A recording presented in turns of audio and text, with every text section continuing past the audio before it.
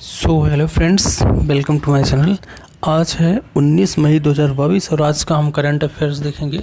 तो first question यहाँ पे है कि हाल ही में फिनलैंड और किस देश ने उत्तरी अटलांटिक संगठन नाटो में शामिल होने की रुचि दिखाई है।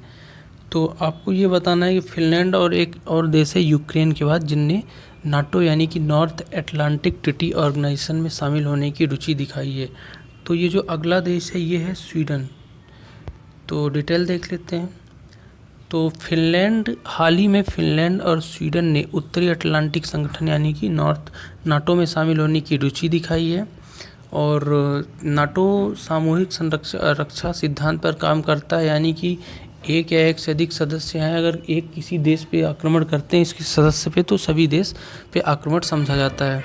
ये जो है सोवियत संघ के खिलाफ सामूहिक सुरक्षा प्रदान करने के लिए संयुक्त राज्य अमेरिका, कनाडा और पश्चिमी यूरोप देशों द्वारा 1949 में जो संधि हुई थी, वाशिंगटन संधि, इसके द्वारा एक सैन्य गठबंधन है। नेक्स्ट क्वेश्चन देख लेते हैं। नेक्स्ट क्वेश्चन है, हाल ही में रक्षा मंत्री द्वारा शुरू किए गए सूरत और उदयगिरी क्या हैं। तो सूरत और उदयगिरी जो हैं ये यहाँ पे हो जाएंगे आपके युद्धपोत। क्या हैं? युद्धपोत। तो डिटेल देख लेते हैं। रक्षा मंत्री राजनाथ सिंह ने मुंबई के मझगांव डाक पर स्वदेश निर्मित युद्धपोतों सूरज और उदयगिरी का जलावरण किया।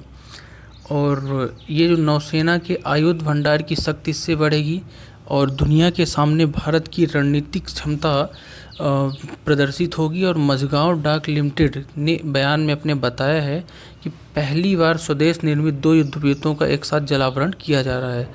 तो दोनों जो युद्धपोत हैं नौसेना ने डिजाइन किया है, इसका जो निदेशालय है, और ये जो है मुंबई मझगांव में है। नेक्स्ट क्वेश्चन देख लेते हैं। हाल ही में फ्रांस की नई महिला प्रधानमंत्री कौन बनी है। तो फ्रांस की नई महिला प्रधानमंत्री बन गई हैं एलिजाबेथ बोर्न। डिटेल देख लेते हैं। तो एलिजाबेथ बोर्न फ्रांस की 102वीं क्रम की यहाँ पे प्रधानमंत्री बनी है। हाल ही में अभी एमेनुअल मैक्रों जो यहाँ के दोबारा राष्ट्रपति चुनाव जीते थे, उनने इस्तीफा दे दिया, इसके बाद इन्हें बनाया गया। तो एलिजाबेथ बोर्न जो है देश का नया प्रधानमंत्री जो नियुक्त किया गया है। 30 साल बाद किसी महिला को फ्रांस में पीएम बनाया गया है। नेक्स्ट क्वेश्चन देख लेते हैं। हाल ही में बॉम्बे स्टॉक एक्सचेंज यानी बीएसई के नए अध्यक्ष कौन बने हैं। तो बीएसई के नए अध्यक्ष जो बन गए हैं एस मुंद्रा बन गए हैं। ठीक है। नेक्स्ट क्वेश्चन है, हाल ही में किस आयोग ने राष्ट्रीय डेटा और एनालिटिक्स प्लेटफॉर्म लॉन्च किया है। तो राष्ट्रीय डेटा और एनालिटिक्स जो प्लेटफॉर्म है ये लॉन्च किया गया है नीति आयोग के द्वारा। डिटेल देख लेते हैं। राष्ट्रीय डेटा एंड एनालिटिक्स प्लेटफॉर्म यानी national data and analytics platform, जिसको NDAP बोलते हैं, को नीति आयोग द्वारा मुक्त सार्वजनिक उपयोग के लिए लॉन्च किया गया है। नीति आयोग के CEO कौन है? अमिताभ कांत हैं। और इनके जो मुख्य आर्थिक सलाहकार भारत सरकार के बने हैं अनंत नागेश्वरम। सुमन बेरी को हाल ही में उपाध्यक्ष बनाया गया है नीति आयोग का। और नीति आयोग की स्थापना 2015 में हुई थी। और ये जो है योजना आयोग के स्थान पे आया था। और इसके जो अध्यक्ष होते हैं वो प्रधानमंत्री होते हैं। नेक्स्ट क्वेश्चन है, हाल ही में किस मंत्री ने हैदराबाद में राष्ट्रीय साइबर फॉरेंसिक प्रयोगशाला का उद्घाटन किया। तो इसका राइट आंसर हो जाएगा अमित शाह, यानी अपने गृह मंत्री अमित शाह ने हैदराबाद के फॉरेंसिक विज्ञान यानी सेंट्रल फॉरेंसिक लेबोरेटरी CFSL के परिसर में राष्ट्रीय फॉरेंसिक प्रयोगशाला यानी कि national cyber forensic laboratory NCFL का शुभारंभ किया है। नेक्स्ट क्वेश्चन देख लेते हैं। किस स्थान पर भारत का पहला अमृत सरोवर बनाया गया। तो भारत का पहला अमृत सरोवर जो बनाया गया है उत्तर प्रदेश के पटवई में बनाया गया है। डिटेल देख लेते हैं। भारत के पहले अमृत सरोवर का उद्घाटन 13 मई 2022 को केंद्रीय अल्पसंख्यक मामलों के मंत्री मुख्तार अब्बास नकवी और उत्तर प्रदेश के जल शक्ति मंत्री स्वतंत्र देव ने पटवई रामपुर उत्तर प्रदेश में इसका उद्घाटन किया। नेक्स्ट क्वेश्चन देख लेते हैं।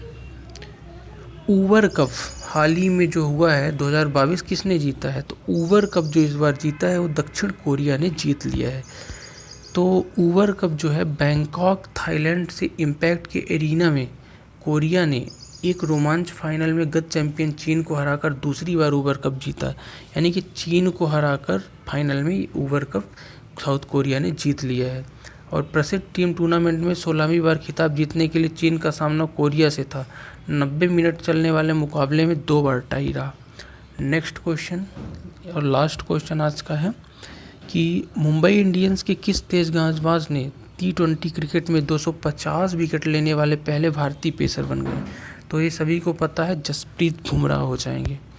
तो डिटेल देख लेते हैं। मुंबई इंडियन के तेज गेंदबाज जसप्रीत बुमराह T20 में क्रिकेट में 250 विकेट लेने वाले सबसे भारतीय तेज पेसर बन गए हैं। और ये 250 विकेट लेने वाले कुल मिलाकर 5वें भारतीय हैं। रविचंद्रन अश्विन, यजुवेंद्र चहल, पीयूष चावला, अमित मिश्रा ये ले चुके हैं। और कम से कम 250 T20 विकेट लिए हैं ये हैं। तो थैंक यू सो मच। और रोज़ का करंट अफेयर्स वीडियो इसी तरह पाने के लिए आप हमें सपोर्ट कर सकते हैं और हमारे चैनल को सब्सक्राइब कर सकते हैं। Thank you so much.